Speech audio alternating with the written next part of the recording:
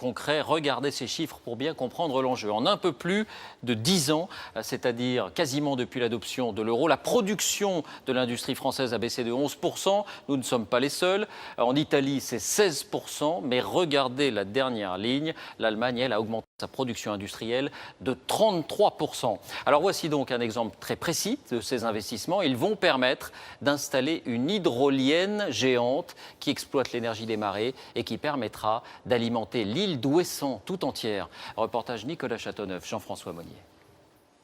Une grande hélice posée au fond de la mer qui produit de l'électricité grâce à la force des courants. C'est ce qu'on appelle une hydrolienne. Et dans cette entreprise quimpéroise, Jean-Christophe Allot, un jeune ingénieur, travaille sur la seule entièrement conçue et fabriquée en France en fibre de carbone.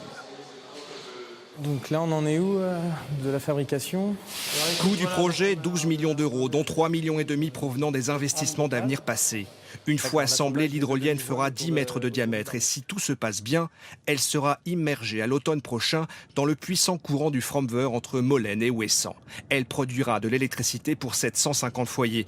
Mais les responsables du projet voient déjà plus loin et souhaitent à terme alimenter toute l'île d'Ouessant. La prochaine étape, c'est des fermes pilotes, donc 4 à 8 machines, une puissance de 5 à 10 MW. Et ça représente des investissements encore très lourds. Et c'est justement à ça que va servir une partie du plan Investir pour la France.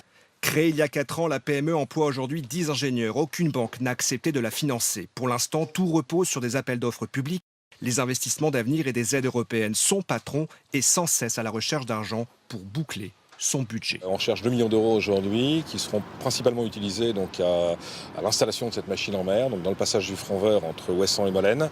Ces 2 millions d'euros, cette valeur sert finalement à mobiliser un navire de peau et puis installer donc cette machine sur ce site. Sans ces aides publiques, l'entreprise n'aurait pas pu développer son hydrolienne et rester dans la course. La concurrence avec les Britanniques est de plus en plus féroce. Voilà pour cette illustration.